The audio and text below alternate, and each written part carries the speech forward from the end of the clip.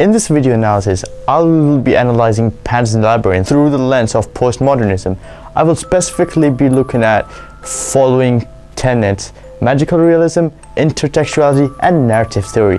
Postmodernism stands as opposition and as a form of disagreement to confirm the ideas and theories of modern films. It stands out to rise against the culture's view and traditions that the modernist theories offer, and they target to replace the existing innovation with a brand new one that is more revolutionary and define a legendary version of the old. Postmodernism also includes various approaches in a single developed approach, as in a collection of different mixtures of visual art, literary, and graphic making, a fresh new masterpiece from all medium of art, as a thought from its original place targeting of glaring the beholders, which then drives them into contemplation of the revolutionary arts and shows the revisions as it works on eliminating any variations as a whole. Pan's Labyrinth is about a young girl, Ophelia, who has moved to an army camp in rural Spain. Her mother has married a top general in Franco's army. The movie is based in Spain in the 1944. There's a Spanish Civil War going on where the 10-year-old Ophelia is moving in with her mother, who is heavily pregnant with Ophelia's brother.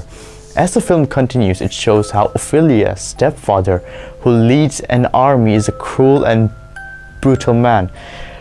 During this violence, Ophelia escapes into an imaginary world of fantasy horror that may or may not be real.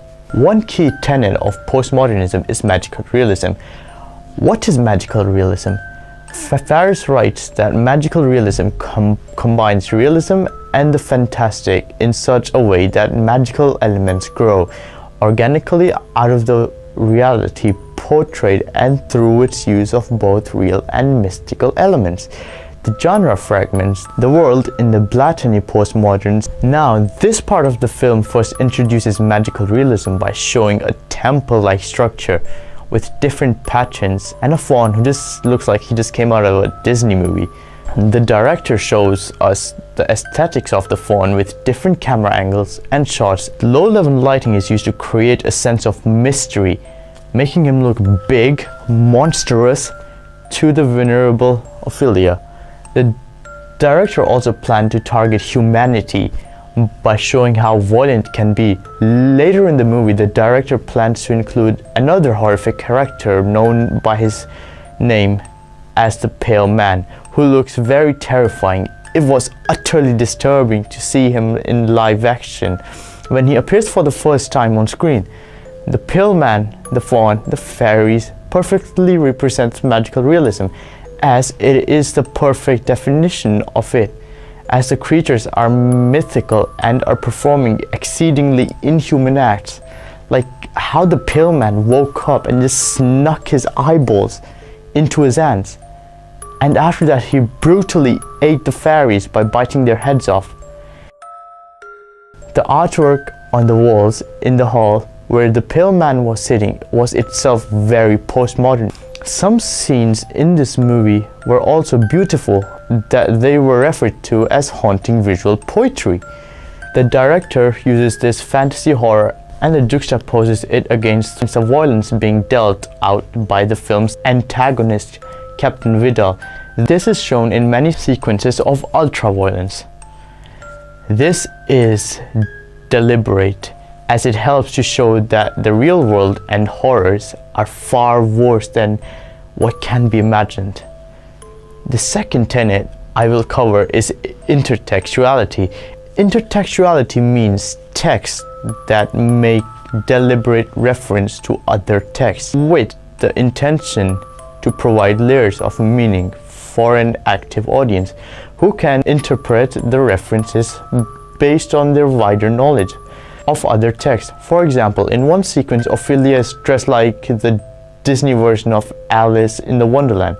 This scene where Ophelia goes into a tree and meets a gigantic frog. Before she enters the tree, we see her wearing a dress and a white apron on it. Most of us missed it and did not actually see that she looked exactly like Alice from Alice in the Wonderland. I think this reference was there to show how well she was known as a princess, just like Alice. There are also intertextual references to the Bible. At the very end of the movie, unfortunately, Ophelia dies a miserable death by bleeding out as she was shot by her stepfather. At this point, we learn how the director wanted to state that the real world was a lot worse than her imagination. This scene states that she was just making up her own fantasy tale to withstand the harsh reality of life. In the end, we see her going to heaven and sitting on the right side of her father, which is in case referring to the Bible. When we see Ophelia die, we see that she wakes up and she's wearing a red cape, which can be associated with the fairy tale The Little Red Riding Hood, to show that she went through the woods to complete the task. This makes sense. Postmodernism narrative theory, what is it? How does the film follow the narrative theory? Postmodernist narratives often consist of a character interacting with another character in order to understand who they are through the eye of the characters they interact with.